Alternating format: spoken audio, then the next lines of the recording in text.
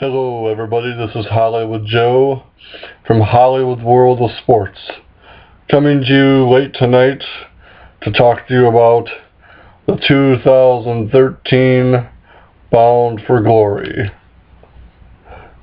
Tonight, Bound for Glory was held in San Diego, California. You know, I haven't watched TNA pay-per-view in a while, and there's kind of a good reason for it. Most of you know that I have not been very fond of TNA in quite some time. It's not been great television to watch. But there's a few matches tonight on the Bound for Glory card that were intriguing. I will say that Kurt Angle and Bobby Roode was a really good match up until the ending. Something about the ending just didn't click. I don't really understand it. Maybe there will be more into it for the weeks to come, but it kind of killed the match for me. Really good match. Other than that, I really liked how Kurt Angle's playing off his character issues and declined the TNA Hall of Fame, which TNA Hall of Fame is kind of a joke anyways, but that's neither here nor there. The other match that was kind of interesting was Sting versus Magnus. I really like Magnus as a competitor and kind of, the younger breed of wrestler out there. But I think, the match itself, they tried too hard to capture Sting versus Flair, and I'm sorry, but there'll never be another rivalry like Sting versus Ric Flair, and I don't think you'll ever be able to capture those moments. When Ric Flair put Sting on the map, it felt real, it felt epic, it felt compelling. Don't get me wrong, it was a good match. It was a good, solid match, but it didn't have that real epic, like a star in the making, night for somebody. It didn't have that feel to it. The TNA World Heavyweight Title match. Wow, what a good match. Really entertaining match. Told a really good story. I thought Bully Ray and AJ Styles had a really, really good match. Interesting interference from Dixie Carter there towards the end.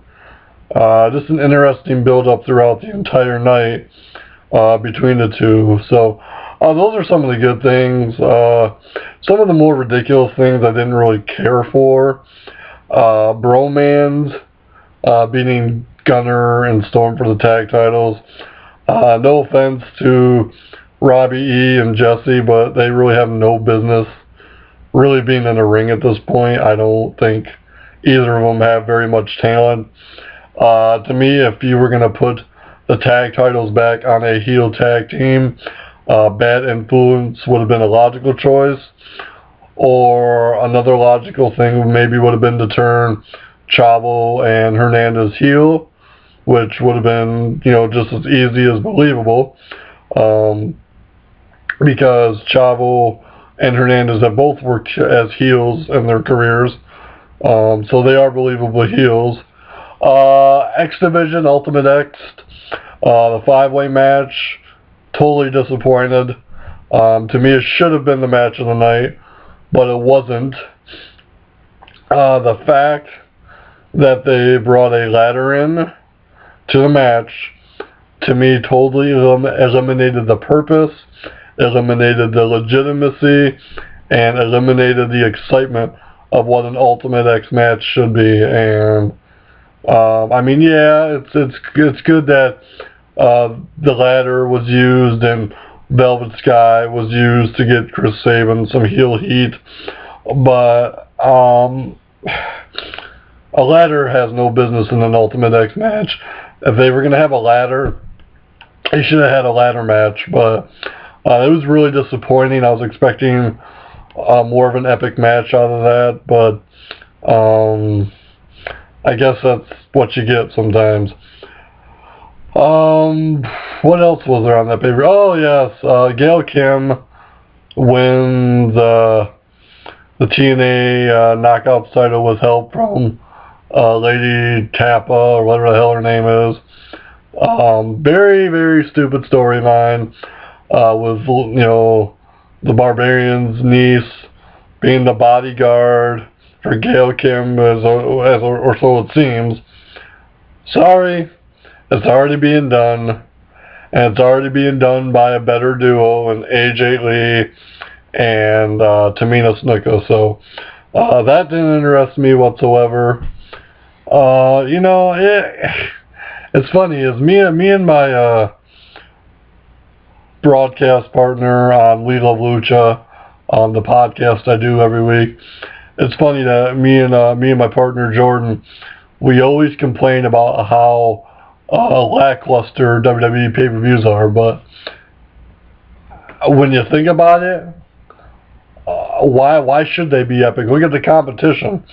I mean, there was nothing really epic about TNA's pay-per-view night, other than, you know, maybe, you know, AJ Styles, some of the, you know, things he did in his match with Bully were outstanding, but, you know, you got to look at it from a competition view. Why should we expect more from WWE when the competition, or the so-called competition, is just as lackluster, if not even, you know, worse?